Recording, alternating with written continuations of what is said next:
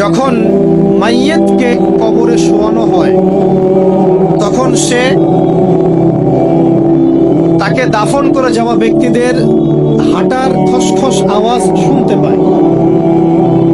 এরপরে তাকে যখন শুইয়ে দেওয়া হয়, সে যদি মুমিন ব্যক্তি হয় তাহলে তার মাথার দিকে তার সলাত এসে দাঁড়িয়ে যায়।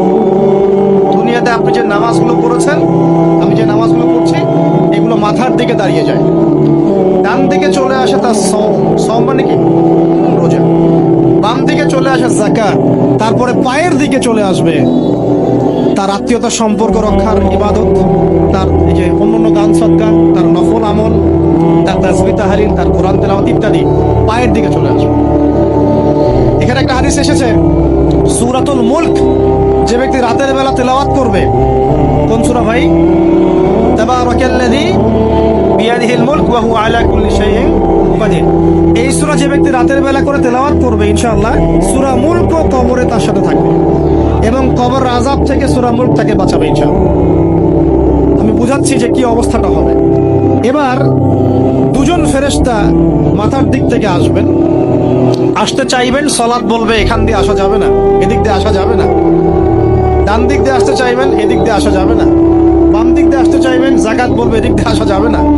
পায়ের দিক দিয়ে আসতে চাইবেন, আমলগুলো বলবে এদিক দিয়ে আসা যাবে না।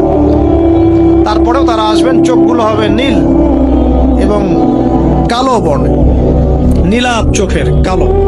মুনকার নাকি কোথায় বসিয়ে দেওয়া হবে। এবার তিনটা প্রশ্ন। প্রথমে প্রশ্ন হচ্ছে কি, মান রব, তোমার রবকে? তখন মুমিন বান্দা বুক ফুলিয়ে বলবে রব্বি আল্লাহ, আমার রবকে আল্লাহ।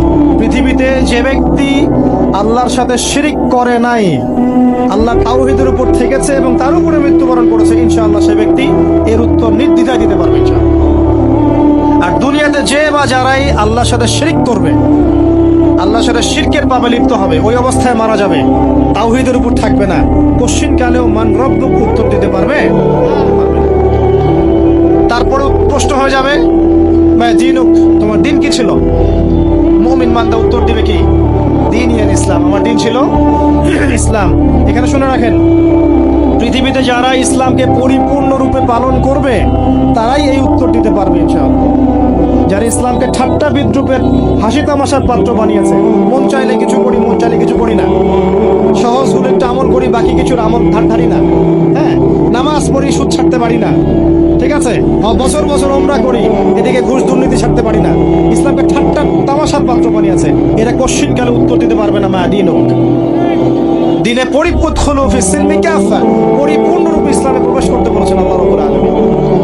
যারা পরিপূর্ণরূপে ইসলামে প্রবেশ করবে এবং ইসলামের প্রতিটা মৌলিক বিধান মেনে চলবে, ইনশাআল্লাহ তারাই উত্তর দিতে পারবে। এরপরে আসবে তৃতীয় প্রশ্ন।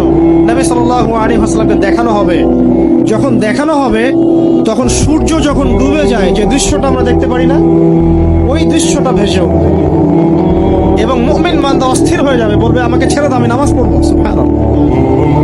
তার কারণ তার কাছে মনে হবে যে আসরের ওয়াক্ত হয়ে গেছে, আসরের ওয়াক্ত হয়ে গেছে, আসরের ওয়াক্ত চলে যাচ্ছে, আমাকে নামাজ পড়তে হবে। চিন্তা করেছেন? ওই যে একটা হাদিস আছে না, যে 7 শ্রেণীর মানুষকে আল্লাহ রাব্বুল আলামিন আরশের ছায়া দিবেন, তার মধ্যে এক শ্রেণীর মানুষকে যার অন্তর মসজিদের সাথে ঝুলে থাকে, তার মন মসজিদের সাথে ঝুলে ছিল, এই সূর্য ডুবে গেল বলে আমাকে ছেড়ে দাও, আমি নামাজ পড়তে যাব। তখন ফেরেশতারা বলবেন তোমাকে নামাজ পড়তে দেয়া হবে, তবে তার আগে তুমি এর উত্তর দাও।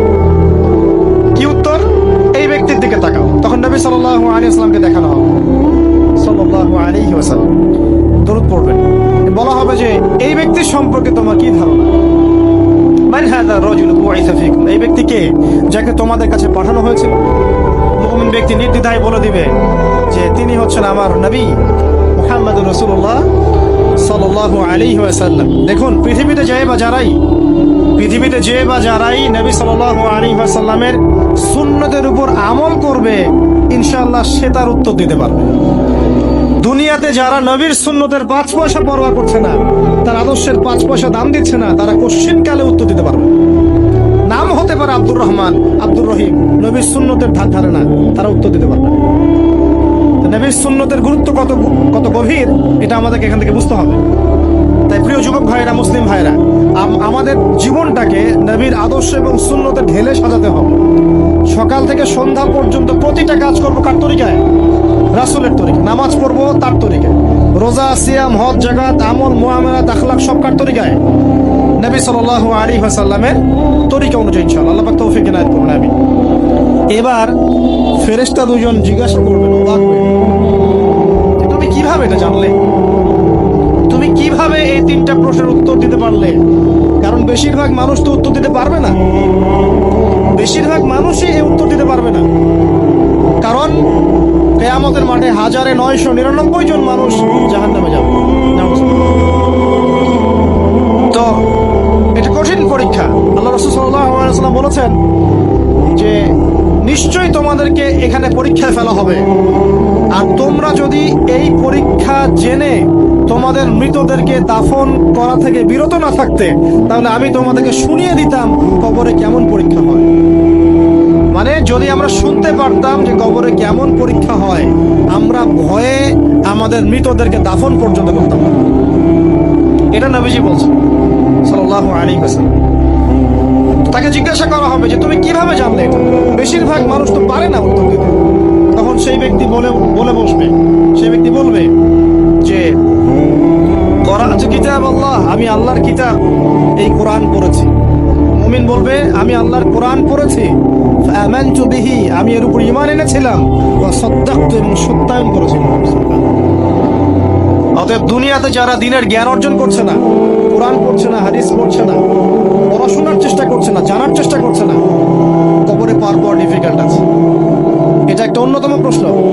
আমরা কিন্তু মনে করি তিনটা প্রশ্ন হচ্ছে, আসলে প্রশ্ন হচ্ছে কয়টা? 4টা। তিনটার পরে আরো একটা এক্সট্রা। কিভাবে জানলে? তখন উত্তর দিচ্ছে আমি আল্লাহর কিতাব পড়েছি, ঈমান এনেছি।